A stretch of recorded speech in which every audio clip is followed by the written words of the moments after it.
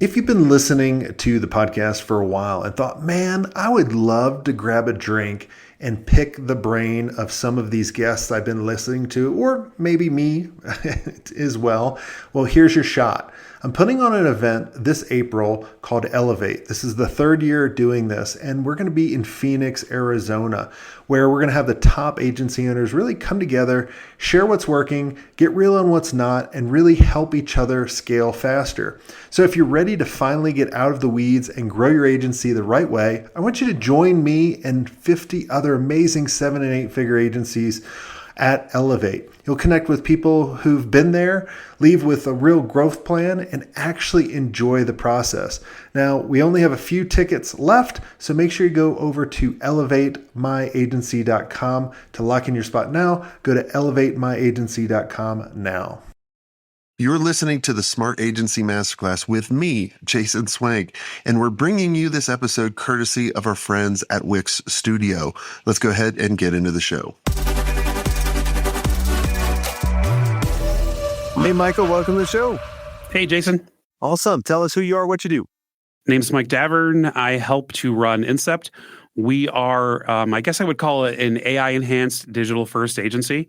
I've been doing this just a little over 10 years. In fact, we turned 10 years old in June. And really, our goal is to help our clients get to where their goals are, increase revenue, become more efficient, use the right tools without all the fluff, and doing it right without caring about shiny object syndrome at the end of the day. Now, everybody, since you said no fluff, they're going to immediately think you're an AI bot right now. That's very true. Yeah, you're right. There's certain words now we can't, say anymore just because, people are just using AI to do everything. So when you said no fluff, I was like, this is... it is, you're right, but I kind of don't care. Just like I'm not going to sit here and talk about MQLs and CAC and, my MBA alphabet soup jargon stuff, because at the end of the day, most of the clients we're working with care about results, and we can call things whatever the heck we want. That's correct.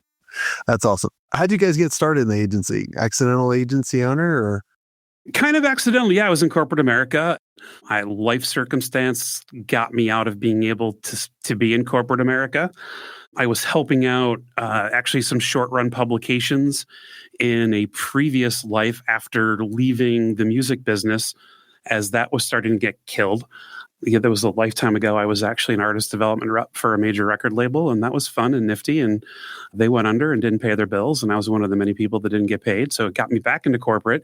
But there were some people I knew from there, so I'm like, okay, well, let me try this again. And there was one in particular that had bought a franchise of a text message marketing company, which was a bad model, because I'm franchising and like geographic penetration for businesses doing texting made no sense. That was a very short-lived relationship. But then I brought this to who is one of my business partners now, saying, we should do this. And I think because we're early on, this was almost 11 years ago, we could win here. And man, was I wrong. But no, it's a part of what everyone does. So what do you charge starting off? We were going after small businesses only. So we had the packages like, here's the starter for $49 a month and go all the way up to pro for $3.99 a month. And did you have the grid of like? Of course we did. Yeah. Silver, price charts. gold, platinum. In fact, I think we were calling them. We had some of those names in the tiers, and it was one of those. And then we found out like, no one wanted this. Like, no, I don't want to be intrusive, and they didn't understand. And so we jumped into the enterprise world, and our first big client in texting was actually a vendor to the health insurance industry, which I was like, I just came from there. I don't want to work it anymore. And my partner was still in the business, but it was a vendor that was a call center to Medicare insurance plans. And we added it in the workflow, and it killed.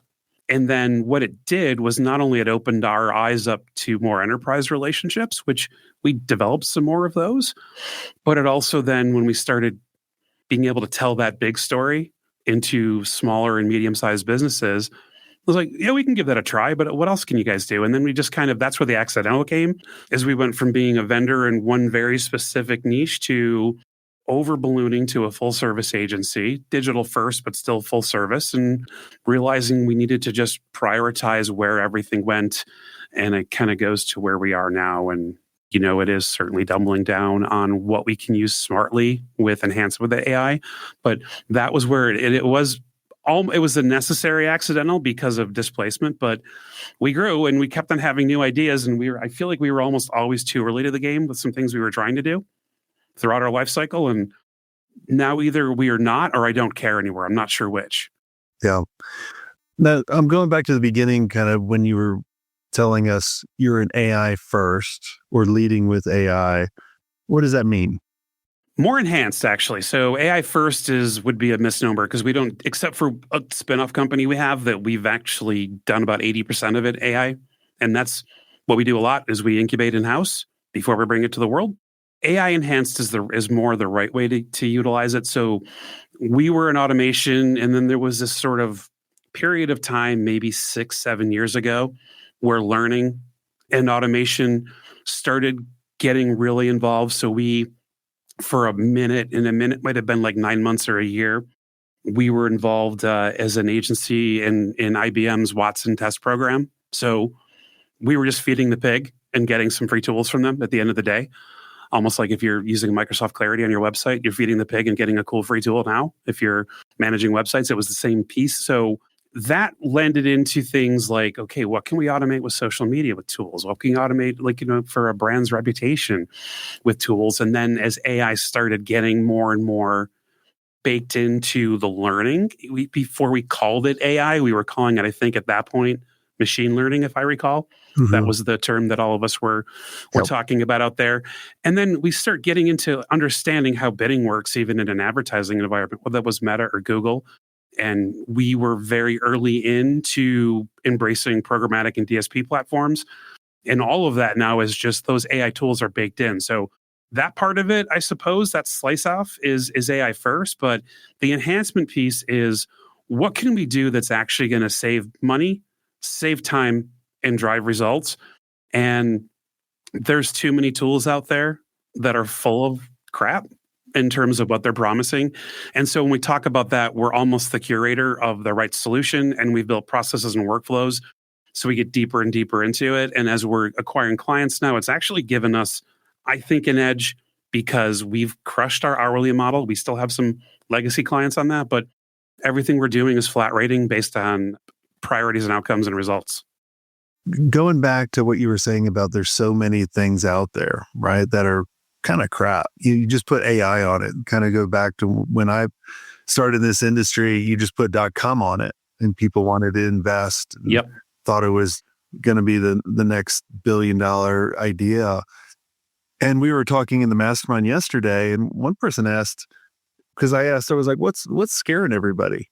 I just don't know what to check out. There's so much things. And I like that you said we act as an incubator for our clients, which also acts as an advisor to them. Because there's so many people thinking, going, hey, I've even heard it from the really big agencies. Like their clients are like, oh, you're using AI so you can charge us less. Or like, no, that doesn't work that way. You haven't seen all the hours that I've gone into of curating all these different models and tools and things and making it all work, because there's no autonomous, look at me using big words. I can't believe I'd even stutter on it, right? Like this autonomous thing that just does everything, saying, I want this goal, and then it just does it, right? Like it doesn't exist. I don't think it's going to exist for a very, very long time. And that's where I want that. So that's where I'm always in that future think space where I joke and say, no, just put the chip in me. I just want to will it and it's done. So I don't even have to give instructions or whatever. I'm joking, but half kidding, half serious, really. Because I've always been, I think, an early adopter on any kind of tech that I can get my hands around. So that helps with the value, but it also does provide some of potentially those stumbling blocks to get to the path to do the right thing. And that comes back to the incubator pieces. Are we trying the thousands of tools that are available that have the AI label slapped on them? No. I'm listening to podcasts. I'm on LinkedIn reading posts. I'm doing exploration. I actually have, even in my own ChatGPT world, I have part of my virtual team. I have an OpenAI account executive virtually, but I also I've set up a persona and a profile for a freelance AI account executive too, knowing what my lens is. And every Sunday when I'm taking a walk, it gives me a download of what's new and some things I might want to check out. And that's part of my discovery. It's just one piece of the puzzle. So we'll try something. I'm like, hey guys, I want to try to implement this. I want to try to do that. Most of them fail miserably. And so it's no different than, yeah, I can do 250 things for you or 600 things for you or 182. What are the 3 or 4 things that are going to drive what your goal is? We just have more tools to draw from. So, AI has saved me a lot of time in certain processes. It's also afforded me the time to spend hunting and in the lab. And that's what I love. And then we're working and aligning ourselves with clients who are like, I like what you're doing and I want that part, because then it gives us, on the client facing side, we are involved with it's the human first, absolutely touch. We're using tools to make things better, but also what you're paying for and the value you're getting is more brains and less execution. And doesn't everyone want that? Don't you want us rolling up our sleeves and trying to hit out of the park with you? And we sometimes get bogged down with worrying about tactics and execution to get to that point. And this is where I see this being something that's going to be really beneficial to all of us.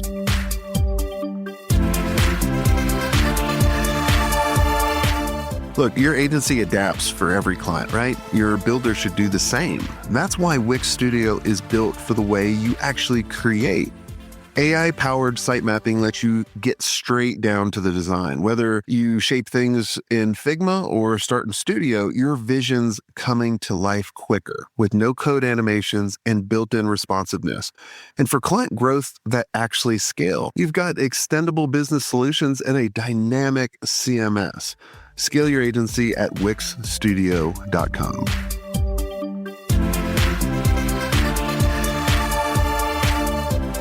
I was at a conference a little while ago, and they were talking about we want to make AI first agencies.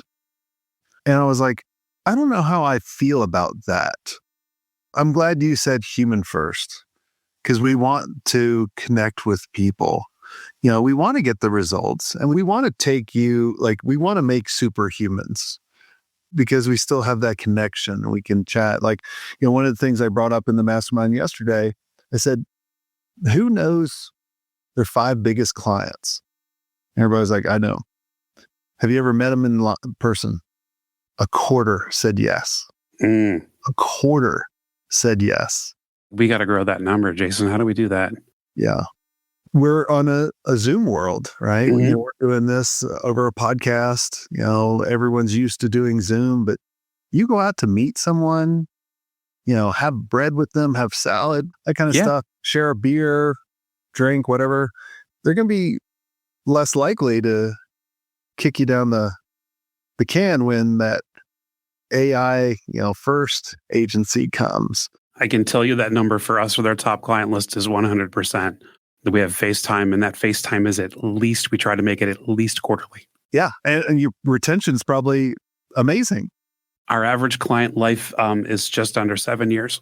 Yeah, that sucks. And we're stacking that as obviously we acquire new clients, right?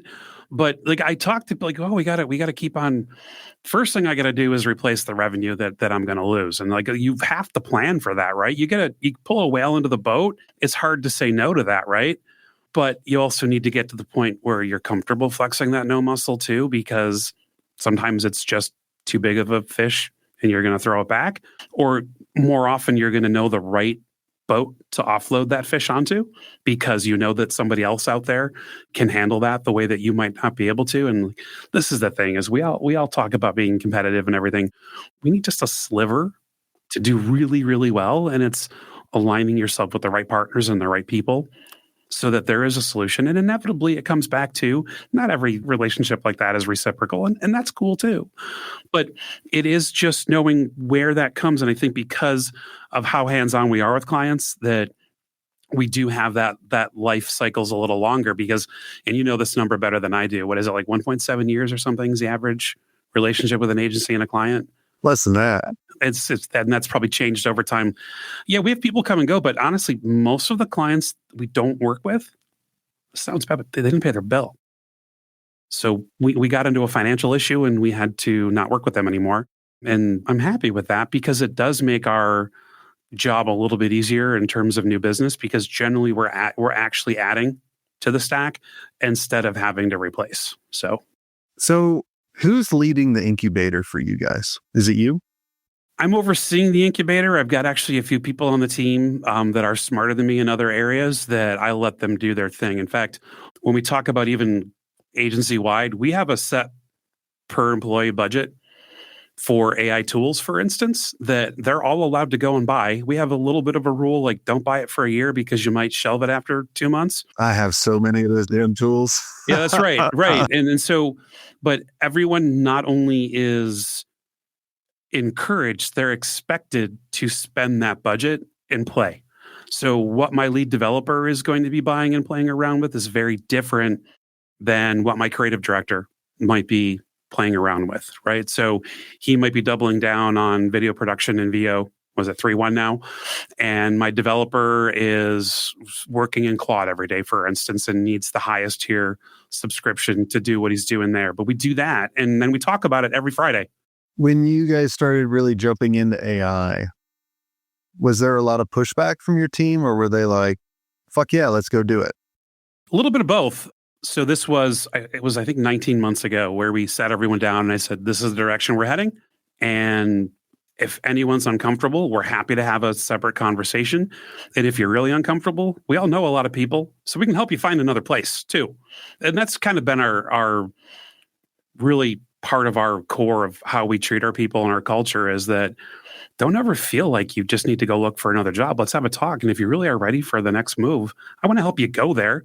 Why spend all that time looking for a job when I can help you do that piece of it? No one left, Jason. They're all here and everyone's embracing it. And I think the expectations are clear in terms of what we want. The processes that are like, this is what we're using from now on until we're not using it from now on. Because that's the other piece with using AI, is that we might jump into something that we're onto for 3 months or 6 months, and a better option comes along. And the nice part is we've been priming our clients for that the entire time. It's like the cool part about working with us is whatever I told you yesterday, I might tell you it's something different next week because it's better. And that's why we're working together. And that's why you're hiring me. It's my job. But we've also become very platform agnostic. So we're not a HubSpot agency. We're not an anything agency. We have a central marketing dashboard that we actually use from a company that only works with agencies. No one's ever heard of them, which is lovely. And everything's connected, so I don't have to use their tools. I can API connect in my own tools, and everything's there. And that really is the value, is because now we can always be really efficient and fast with moving things around. Like, even you asked me a question earlier about the podcast and if I'm running one. Well, this studio, we have several clients who are using the studio for podcasts. We're on like our third or fourth streaming platform. They don't know that. They don't have to, because we've changed it as the years have evolved to go to the best place. Yeah. I mean, that's why, really on the show, I'm never really telling you about this amazing tool right now, because, by the time the show comes out 2 months later, it could be totally obsolete. And that's why a lot of times I like to go over kind of foundational stuff that I know is not going to change, rather than, oh, this lead hack that, people are like, I get 100 emails a day going, hey, I can bring you 50 clients in the next year. Is that something that interests you? I'm like, no. Not at all. No. I hear this pitch all the day, like whoever, and I know who it is who put out that bullshit course that everyone follows, that playbook. And I'm like, God, you really screwed up everybody's email. Well, and then there's so many of the replications, right? And Yeah, exactly. It's like 10x this, 20x that. Just comment, kiss my ass on your LinkedIn feed, and just make sure we're connected, and I'll send it to you. And I was asked recently what I am most worried about with AI, and it was twofold. Number one was not keeping up, even though I'm really in the middle of it. But the other was all this bullshit sticking around. That concerns me just as much, because it makes all of our jobs more difficult when you buy this tool that's a piece of garbage that isn't going to do anything to move the needle. Like, I want either all of them to go out of business or make the few $1 million they want to and just go away. Yeah. because we'd all be in better shape. That will always exist, unfortunately. It does, but it's scaled in a way that we didn't think possible a couple of years ago, in my opinion. Yeah. For the agency owner listening that is pretty slammed with all this stuff they're doing right now, they haven't raised their prices. They haven't followed my t-shirt or my phrase of like, if you're too busy, you're not charging enough, right? And they're getting passed by right now because they're not utilizing AI and they don't have any champion on their team to do that. How can they switch? That's why I asked, like, are you leading this incubator? Because that's the biggest thing that I see with agencies not jumping into it is they don't have a leader and they don't have time to do it. I'm trying to remember where I saw this image because it was just on LinkedIn in the next couple of days. It was an AI generated image. It was a cartoon of someone on a bicycle with square tires. And there was someone next to them holding two That works well. round tires, right? And it was like, but you need these. And the agency owner or whoever this client was or this person was, is no, but I'm too busy. Get off the damn bike. Mm-hmm. Even if your wheels are perfectly circle, if you don't get off the bike, the tire's going to pop. You're going to bend or rim. You're going to need something's going to happen eventually. Get in front of it before you're facing a wreck and own it. So back to your question, really about am I leading it? Yeah, I'm leading it, but we're down to a point where everyone's got their own contributions and there's a few standouts on the team doing their thing. But yes, without me saying 19 months ago, this is where we're headed. This is what we're going to do. This is the support we're going to give to you guys. But this is our stake in the ground.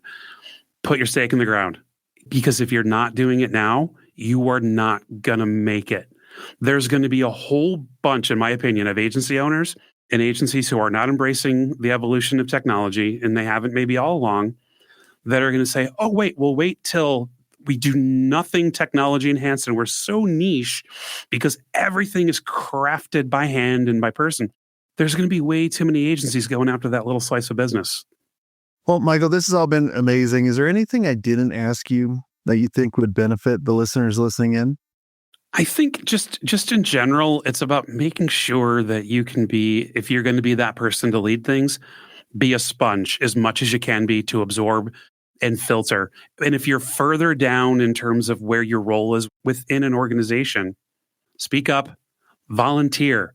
I was just speaking with someone the other day who's part of a very traditional modeled insurance broker. I'll leave it at that. And talking about, how do I get this in my, like, you got to volunteer. It's like, I've tried, but they want me in my role. And then the conversation turns to, great, you need to leave. What can I do to help you find another job where we can get you in a position where you can be there? So that's what it is don't be afraid to just grab it. And if you're in a culture where that grabbing it is not embraced, you will find one that is. Yeah, I love it. I appreciate you coming on the show. You know, things are changing so quickly. And I believe really the only advantage with things that changed, 6 months ago, hell, a couple months ago, is really your only advantage is the network and the people you surround yourself with. And, that's really why we created our community. And for everyone listening, if you want to have that edge and to ensure that you're around these amazing people that are constantly pushing the envelope, finding out what's working, also what's not working, be like, go and step on that landmine. I want you guys to go to agencymastery.io. And until next time, have a swank day.